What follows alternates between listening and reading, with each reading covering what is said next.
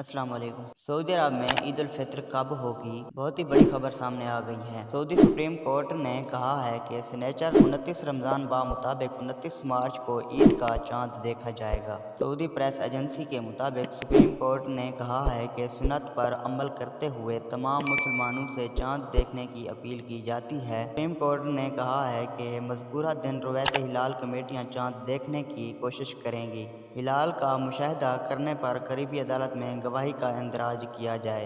हफ्ते को ईद का चांद 8 मिनट तक उफ़क़ में रहेगा। हफ्ता 29 मार्च को सूरज गरूब होने के बाद ईद का चांद 8 मिनट तक उफ़क़ में रहेगा। सबक वेबसाइट के मुताबिक यह बात अल मुजम्मा यूनिवर्सिटी की हवाता सदीर में वाक़े रस्तगाह के माहिरीन ने कही है। इन्होंने कहा है कि हफ्ते के रोज़ 29वां रोज़ा होगा और रवायत हिलाल कमेटी शवाल के चांद का मुशाहिदा करने की कोशिश करेगी। माहिरीन ने कहा है कि फलकी हिसाब के मुताबिक 29 रमज़ान को दोपहर 2 बजे हिलाल की पैदाइश होगी। इस दिन रसदगाह के वक़्त के मुताबिक सूरज 6:12 पर गरूब होगा, जबकि चांद 6:20 पर डूब जाएगा। अगर आज की वीडियो अच्छी लगी हो तो मेरे वीडियो को लाइक कर दें और ऐसी मज़ीद खबरें सुनने के लिए मेरे चैनल को सब्सक्राइब कर दें और बेल आइकॉन को प्रेस करके ऑल नोटिफिकेशन पर सिलेक्ट कर दें। Thanks for watching.